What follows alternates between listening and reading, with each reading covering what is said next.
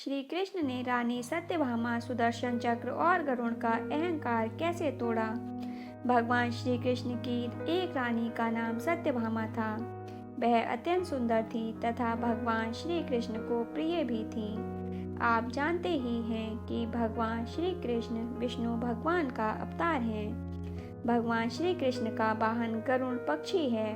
भगवान श्री कृष्ण का शस्त्र सुदर्शन चक्र है। एक बार क्या हुआ कि द्वारका में भगवान श्री कृष्ण रानी सत्यभामा के साथ सिंहासन पर विराजमान थे। उनके निकट ही गरुड़ और सुदर्शन चक्र भी बैठे हुए थे। तीनों के चेहरे पर दिव्य तेज झलक रहा था। बातों ही बातों में रानी सत्यभामा ने श्री कृष्ण से पूछा, हे प्रभु, आपने त्रेता युग में श्री राम के रूप में अवतार लिया था। देवी सीता आपकी पत्नी थी, क्या वह मुझसे भी अधिक सुंदर थी? भगवान श्री कृष्ण समझ गए कि सत्यभामा को अपने रूप का अभिमान हो गया है।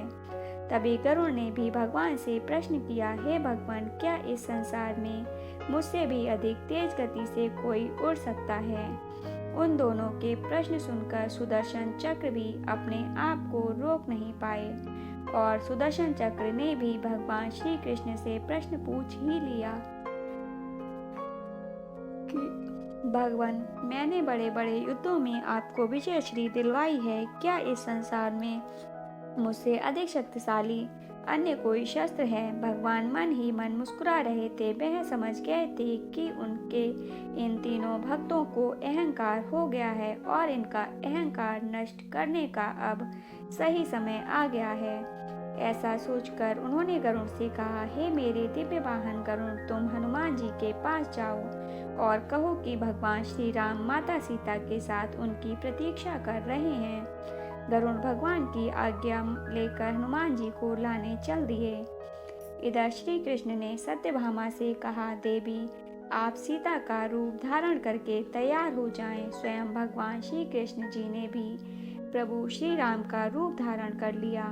उन्होंने सुदर्शन चक्र को आज्ञा देते हुए कहा कि तुम महल के प्रवेश द्वार पर पहरा दो और ध्यान रहे कि मेरी आज्ञा के बिना इस महल में कोई प्रवेश न कर पाए।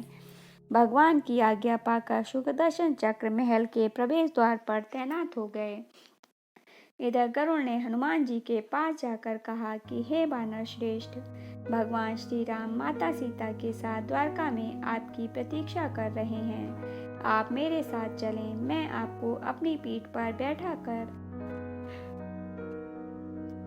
अति शीघ्र ही वहां ले जाऊंगा। हनुमान ने विनय पूर्वक गरुड़ से कहा, हे पक्षी श्रेष्ठ, आप चलिए, मैं आता हूँ। गरुड़ को तो अपनी तीव्र गति का अहंकार था। अहंकारवश गरुड़ ने सोचा, पता नहीं यह बूढ़ा वानर कब तक पहुँचेगा। यह सोचकर गरुड़ शीघ्रता से द्वारका की ओर उड़ चले।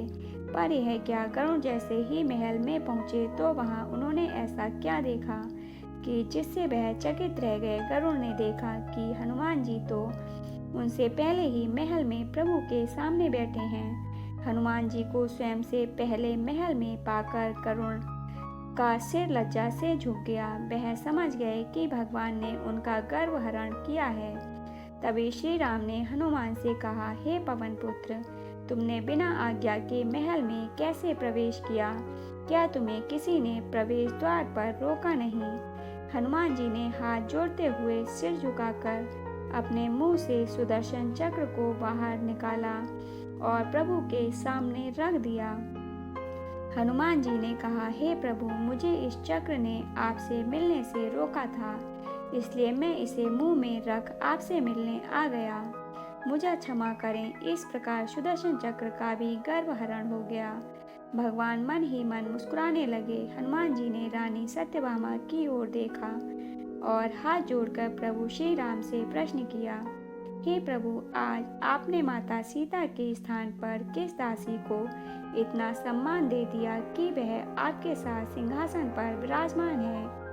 अब रानी सत्यभामा का अहंकार भंग होने की बारी थी। उन्हें अपनी सुंदरता का अहंकार था, जो हनुमान जी की बात सुनकर पल भर में ही चूर चूर हो गया था। वह समझ गई थी कि सीता माता उनसे भी अधिक सुंदर थीं। इस प्रकार रानी सत्यभामा, सुदर्शन चक्र व गरुड़, इन तीनों का गर्व चूर चूर हो गया था। वे सभी भगवान की इस लीला को समझ गए। तीनों की आंखों से आंसू बहने लगे और वे भगवान के चरणों में नतमस्तक हो गए और उन्होंने श्री कृष्ण से क्षमा याचना की। प्रभु की लीला अद्भुत है। अपने भक्तों के अहंकार को दूर करने के लिए उन्होंने अपने भक्त को ही माध्यम बनाया। दोस्तों, जीवन में हमें कभी भी अहंकार नहीं करना चाहिए। आवश्यक नहीं है कि आज जो आपके पास है वह कल भी रहेगा। यदि स्वयं में थोड़ा भी अहंकार हो तो भगवान हमसे दूर हो जाते हैं। भगवान को निस्वार्थ भक्त अच्छे लगते हैं, अहंकारी नहीं। दोस्तों, आज की कहानी आपको कैसी लगी कमेंट बॉक्स में ज़रूर बताइएगा। यदि कहानी अच्छी लगी हो तो लाइक और शेयर कीजिएगा तथा ऐसी ही कहानियों को सुनने के लिए चैनल को सब्सक्राइब कर लीजिएगा। कहानी को पूरा सुनने के लिए धन्यवाद दोस्तों।